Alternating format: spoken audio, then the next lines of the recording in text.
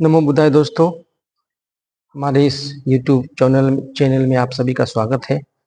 आइए हम जानते हैं आज ये बहुत ही महत्वपूर्ण विषय है जिसे हमें देश दुनिया के बारे में उसका जो भौगोलिक स्थिति जानने के बारे में मिलता है, उसके बारे में जानते हैं। तो उसका एक टॉपिक है ज्योग्राफी भूगोल।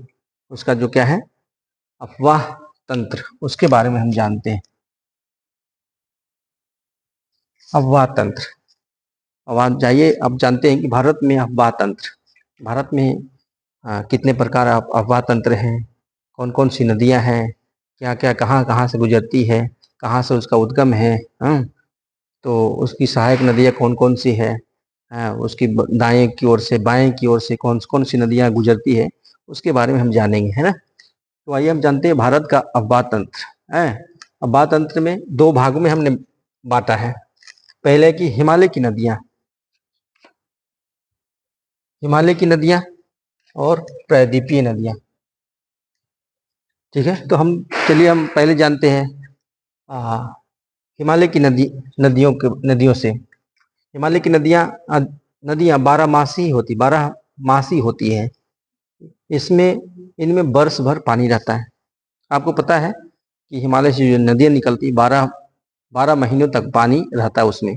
क्यों? क्योंकि हिमालय में जो है बर्फ का पहाड़ है, बर्फ है, तो क्या है ना, सर्दियों में भी पिघलते हैं, गर्मियों में भी पिघलते हैं, ज़्यादा गर्मियों में पिघलते हैं। हाँ, तो गर्मी से क्या हिमालय की जो पानी है निकल करके बह करके वो क्या होता है नदियों में, इन नदियों में पहुंचता है। इसीलिए यहाँ हमेशा वर्ष भर पानी रहता है ना। क्योंकि जो हिमालय का जो पहाड़ है, बर्फ का जो पहाड़ है, हमेशा पिघलते पिघलते पिघलते पिघलते वो बह करके क्या आते हैं, ये सब नदियों में आते रहते हैं। इसलिए यहाँ पानी कभी सूखता नहीं, इसलिए इसे क्या कहते हैं 12 मासी नदियाँ, है ना। तो 12 मासी नदियों में कौन कौन है, क्या है, आइए जानते हैं। हिमालय की 2 प्रमुख नदियाँ हैं, है ना। जो हिमालय की है 2 प्रमुख नदियाँ हैं, उनमें कौन कौन है आइए हम जानते हैं। पहली नदी है सिंधु नदी, दूसरी है ब्रह्मपुत्र। इस पर्वतीय श्रृंखला के उत्तरी भाग से निकलती है। सिंधु ब्रह्मपुत्र क्या है, इस पर्वतीय श्रृंखला के उत्तरी भाग से निकलते हैं, नॉर्दर्न पार्ट से निकलते हैं ना, तथा पर्वतों को काटकर गार्जों का निर्माण करते। क्या है ना, ऊपर जब हिमालय से बर्फ पिघलता है ना, तो पानी, इतना पानी का तेज बहाव होता है, तो क्या कहते हैं पर्वतों को काट करके, मतलब बर्फ के पर्वतों को काट करके क्या होता है गोर्ज का निर्माण करते हैं। गोर्ज मतलब बहुत बड़ा खाई होता है, वही पानी गिरता है, वहीं से सब पानी जाता है ना। गोर्जों का निर्माण, बहुत सारे गोर्जों का निर्माण करती है। आइए हम जानते हैं सिंधु नदी तंत्र। सिंधु नदी तंत्र के बारे में पहले हम जानते हैं। सिंधु नदी तंत्र क्या है, इसका उद्गम कहाँ से होता है, पहले हम इसके उद्गम के बारे में जान लें। इसका उद्गम कहाँ होता है, मानसरोवर झील के निकट तिब्बत में है। जानते हैं तिब्बत जो हमारा पड़ोसी देश है, जो अभी वर्तमान में चाइना के कब्जे में है, चाइना के क्षेत्र में है ना। और हमारा बॉर्डर लगता है भारत चीन से, जो तिब्बत में है। पहले की जो बॉर्डर है वो तिब्बत से लगता था, लेकिन चाइना का उसमें कब्जा होने से, उसके अंडर में होने से क्या है, अब चीन से हम मानते हैं कि चीन का बॉर्डर, चीन का क्षेत्र है। तो कहाँ से निकलते हैं, मानसरोवर झील के निकट तिब्बत में है। इसका जो उद्गम कहाँ है, सिंधु नदी तट का मानसरोवर झील के निकट तिब्बत में है। यह पश्चिम की ओर बहती हुई लद्दाख में प्रवेश करती भारत में, पश्चिम की ओर बहती हुई भारत में प्रवेश करती है। यह एक बहती हुई सुंदर दर्शनीय गौर्ज का निर्माण करते हैं। जो सिंधु नदी है, बहते हुए क्या है कि बहुत सुंदर दर्शनीय गौर्ज का निर्माण करते हैं, है ना। तो ये हमने जाना, इसके फिर और आगे जानते हैं। अब आइए हम प्रदीपी नदी के बारे में थोड़ा सा जानते हैं, है ना। उसके बाद 2 पार्टों में हम बांटेंगे और उसको हम जानते हैं कि कौन हिमालय की नदियां हैं और कौन प्रायद्वीपीय नदियां। तो आइए हम जानते हैं प्रायद्वीपीय नदियों के बारे में। प्रायद्वीपीय नदियां क्या है, अधिकतर नदियां वर्ष भर पानी रहता है। अधिकतर नदियां जिसमें वर्ष भर पानी नहीं रहता, क्योंकि ये सूख जाता है, क्योंकि ये वर्षा पर निर्भर करता है। बारिश के मौसम में नदियां पूरा भर जाता है, बाढ़ आ जाता है, उफान आ जाता है ना। तो वर्ष में क्या है, जब ज्यादा बारिश होता है तो भरा रहता है, मतलब 4 से 5 महीने 6 महीने तक ये पानी इसमें रहता है, फिर क्या सूख जाते हैं, है ना। तो अधिकतर प्रायद्वीपीय नदियां में वर्ष भर पानी नहीं रहता है। प्रायद्वीपीय भाग की प्रमुख नदियां इस प्रकार के, जो प्रायद्वीपीय भाग की जो नदियां हैं, कौन कौन है, किस प्रकार है, मैं इसको जानते हैं। पहला आप जानते हैं महानदी, गोदावरी, कृष्णा, कावेरी, ये क्या प्रमुख नदियां हैं, है ना। ये साउथ में है, सारे साउथ में बहती हैं। क्या है, प्रायद्वीपीय भाग की प्रमुख नदियां कौन कौन सी है, महानदी, गोदावरी, कृष्णा, कावेरी, ये पूरब की ओर बहती है। आपको हमेशा याद रखना ये जो चारों नदियां हैं, महानदी, गोदावरी, कृष्णा, कावेरी, ये क्या पूरब की ओर बहती है ना, पूरब की ओर बहती है तथा बंगाल की खाड़ी में ये गिरती है। चारों नदियां कहाँ गिरती है, बंगाल की खाड़ी में। और भी नदियां बहुत सारे आप जानते हैं, ये अरब की खाड़ी में, बंगाल की खाड़ी में कौन कौन गिरते हैं, लेकिन ये चारों नदियां आप जान देखेंगे, गोदावरी, कृष्णा, कावेरी, महानदी, ये कहाँ कहाँ गिरती है, बंगाल की खाड़ी में, पूरब की ओर बहती है। हमेशा याद रखिएगा, एग्जाम में पूछेंगे, परीक्षा में पूछेगा, आपको याद रखे ये जो चारों नदियां हैं, प्रायद्वीपीय नदियां, प्रमुख नदियां, कहाँ पे गिरती है, किस ओर बहती है, पूरब की ओर तथा बंगाल की खाड़ी में, ठीक है। तथा अपने मुहाने पर डेल्टा का निर्माण करती है। जो नदी है क्या कहते हैं, अपने मुहाने पे जो एक मोड़ आता है, वहां पे क्या कहते हैं, डेल्टा का निर्माण करते हैं, डेल्टा का निर्माण करती है। अब ये जानते हैं दूसरा बिंदु पे, पश्चिमी घाट से पश्चिम की ओर बहने वाली अनेक नदी धाराएं हैं, अनेक छोटी धाराएं हैं। पश्चिमी घाट से पश्चिम की ओर बहने वाली अनेक छोटी धाराएं हैं। कौन कौन सी हैं, आइए जानते हैं। नर्मदा, तापी, दो बड़ी नदियां जो पश्चिम की तरफ बहती है, और ज्वरनदीप, ज्वान क्या है, ज्वान नदमुख का निर्माण करती है ना। तो ज्वार नदमुख का निर्माण करती है, ज्वार नदमुख का निर्माण करती है। तो हमने जाना प्रायद्वीपीय नदियों के बारे में, और क्या बोलता है, हिमालय नदियों के बारे में, है ना। और आगे हम चलते हैं कि और प्रायद्वीपीय नदी में कौन कौन से हैं, और हिमालय की नदी में कौन कौन से। हमने जाना कि सिंधु नदी के बारे में जाना। अभी आगे हम जानते हैं ब्रह्मपुत्र नदी के बारे में, ठीक है।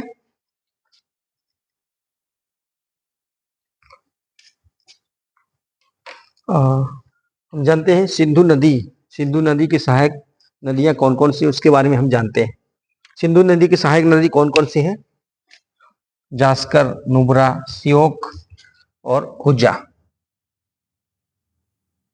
क्या है, जास्कर, नुब्रा, श्योक, है ना, और हुज्जा इस नदी में मिलती है। क्या है, जो सिंधु नदी की सहायक नदी कौन कौन सी है, जास्कर, नुब्रा, श्योक, हुज्जा, क्या है, सिंधु नदी में मिलती है। सिंधु नदी क्या है, सिंधु नदी बलूचिस्तान तथा गिलगित से बहते हुए, क्या है, सिंधु नदी जो पाकिस्तान में बलूचिस्तान है, गिलगित है, से बहते हुए अटक में पर्वतीय क्षेत्र से बाहर निकलती। कहाँ निकलता है, पर्वतीय क्षेत्र से। सिंधु नदी क्या है, बलूचिस्तान गिलगित से बहते हुए अटक में पर्वतीय क्षेत्र से बाहर निकलती है। सतलुज, ब्यास, रावी, चेनाब तथा झेलम आपस में मिलकर कौन कौन नदी, सतलुज, ब्यास, चेनाब तथा झेलम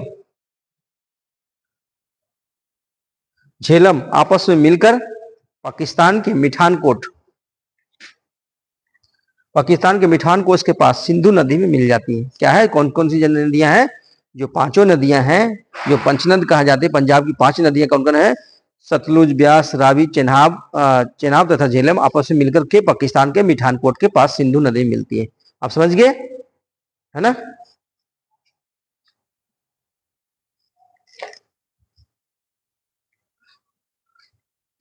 अब हम जानते हैं सिंधु नदी के बारे में। अभी कुछ बचा हुआ है इसमें, इसको पूरा हम कर लेते हैं।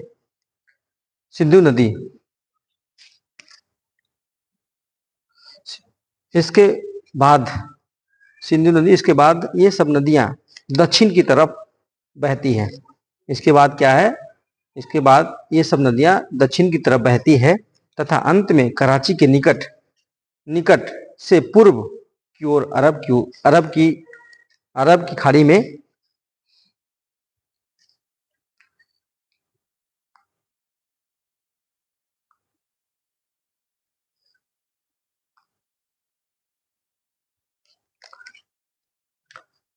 तथा अंत में कराची के निकट निकट से पूर्व अरब सागर की ओर बहती है, मतलब अरब सागर में गिर जाती है। तो इसको लिखते हैं।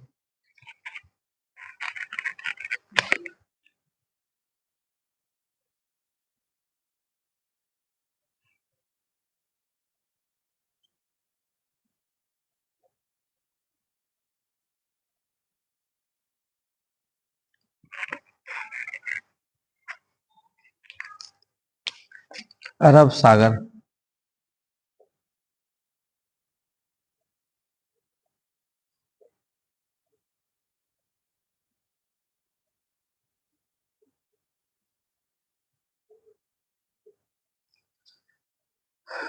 इसके बाद ये सब नदी दक्षिण की तरफ बहती है तथा अंत में कराची के निकट पूरब की ओर अरब सागर में बहती है। पूरब की ओर बहती है, क्या है, जहाँ कहाँ की गिरती है, ये सब नदियां जितनी भी है, सिंधु नदी के सहायक नदी कहाँ गिरती है, वो अरब सागर में गिरती है, ना कि बंगाल की खाड़ी में। ठीक है, अब ये दूसरे बिंदु पर चलते हैं। सिंधु नदी का एक तिहाई भाग से सिंधु नदी का एक तिहाई भाग से कुछ ज्यादा भारत के जम्मू कश्मीर, J&K, लद्दाख, हिमाचल तथा पंजाब में बहती है तथा शेष भाग पाकिस्तान में स्थित है ना। एक तिहाई से कुछ ज्यादा मतलब कुछ अधिक है जम्मू कश्मीर, लद्दाख, हिमाचल प्रदेश तथा पंजाब में तथा शेष भाग पाकिस्तान में बहती है सिंधु नदी का, है ना। सिंधु की लंबाई कितने है, 2900 किलोमीटर। सिंधु नदी की लंबाई कितने है, 2900 किलोमीटर। यह विश्व की सबसे लंबी नदियों में से एक है। ठीक है, तो हमने सिंधु नदी के बारे में जाना, ये हमारा पूरा इसका इंफॉर्मेशन है सिंधु नदी के बारे में। अब हम आइए जानते हैं ब्रह्मपुत्र नदी के बारे में। ब्रह्मपुत्र नदी कहाँ गिरती है, इनकी कौन कौन सी सहायक नदियां, उसके बारे में हम जानते हैं। ठीक है,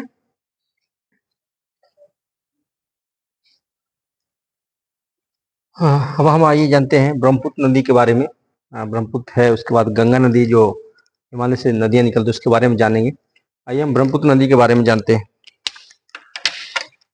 ब्रह्मपुत्र नदी का जो उद्गम है कहाँ से है उसके बारे में जानते हैं। ब्रह्मपुत्र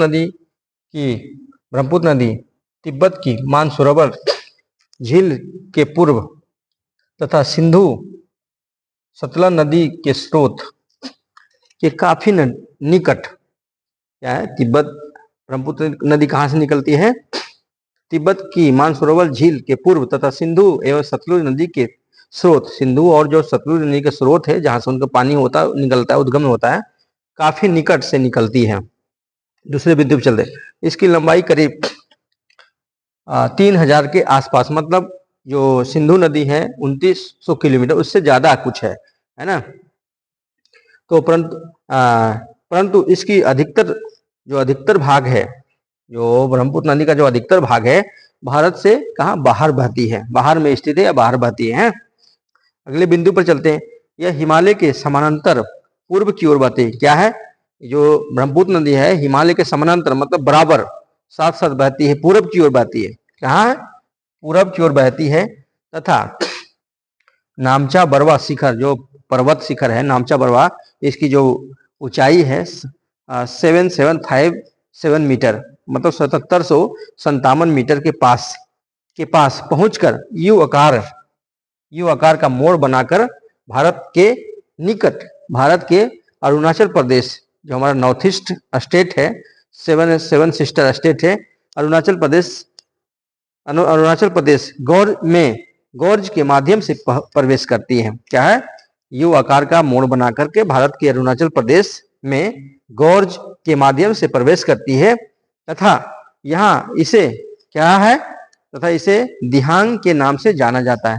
समझ गए, ये भारत में अरुणाचल प्रदेश में प्रवेश करती है गौर्ज के माध्यम से है, और यहाँ इसे दिहांग के नाम से जाना जाता है। ये ब्रह्मपुत्र नदी को भारत में किस नाम से जाना जाता है, दिहांग के नाम से जाना जाता है।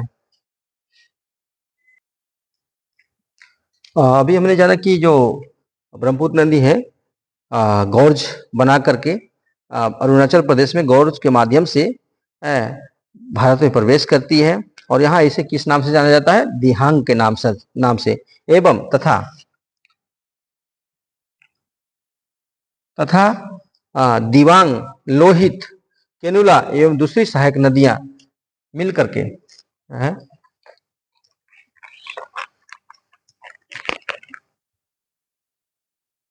दिबांग,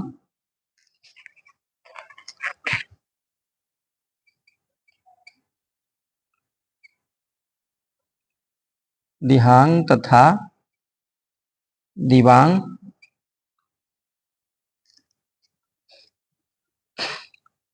दिबांग लोहित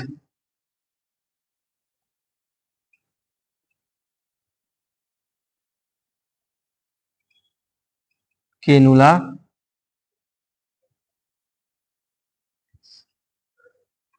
एवं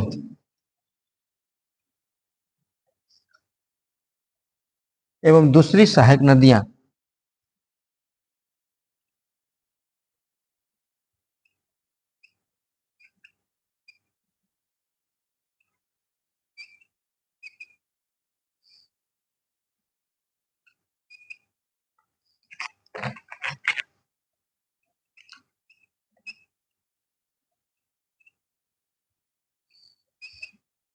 आपस में मिलकर क्या है, दिहांग,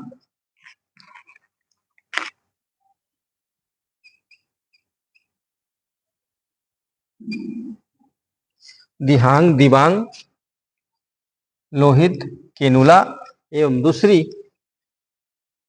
सहायक नदियां आपस में मिल करके क्या बनाता है, सहायक नदियां इसे आपस में मिलकर के असम में ब्रह्मपुत्र का निर्माण करती है। आपस में मिलके असम में, बिहार का जो नॉर्थ ईस्ट स्टेट है, असम में मिलकर ब्रह्मपुत्र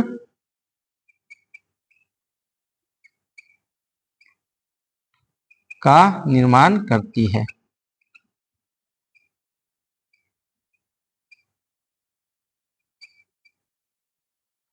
ठीक है, तो ये आपने जाना ब्रह्मपुत्र नदी के बारे में। ब्रह्मपुत्र नदी इसका कहाँ उद्गम है, भारत में कितना बहता है, कितना बहता है, और भारत के बाहर कितने बहते हैं, और इसकी कौन कौन सी सहायक नदियां हैं, और भारत में प्रवेश करती है तो उसे कहाँ प्रवेश करती है, कौन सा स्टेट में प्रवेश करती है, और जिस स्थान में प्रवेश करती है उसको क्या कहते हैं। तो अभी हमने बताया जिस स्थान में प्रवेश करती है दिहांग, दिहांग के नाम से जाना जाता है। किस प्रकार भारत में प्रवेश करती है, अरुणाचल प्रदेश में गोर्ज के माध्यम से। ठीक है, तो ये हमने जाना क्या बोलता है, ब्रह्मपुत्र नदी के बारे में। अब आइए हम आगे चलते हैं गंगा नदी के बारे में। ये भी नदियां क्या है, ये भी क्या है, बारहमासी है। ये भी क्या है, हिमालय नदी, हिमालय की नदियां हैं। ये हिमालय से पानी प्राप्त करके वर्ष भर बहती है। ठीक है, तो हम आइए हम चलते हैं क्या है, गंगा नदी के बारे में जानते हैं।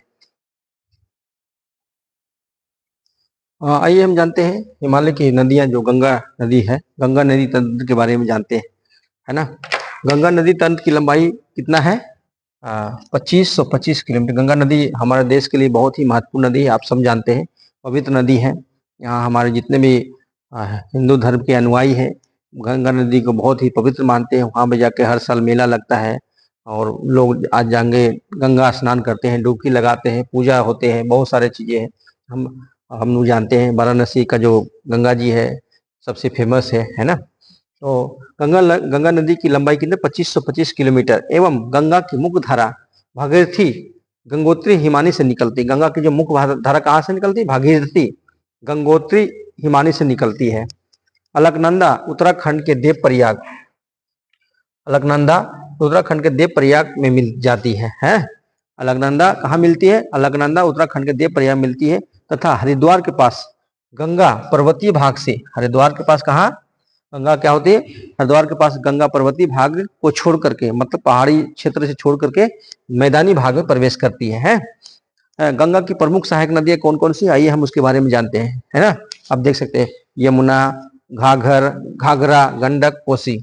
गंगा की प्रमुख सहायक नदियां कौन कौन है, गंडक,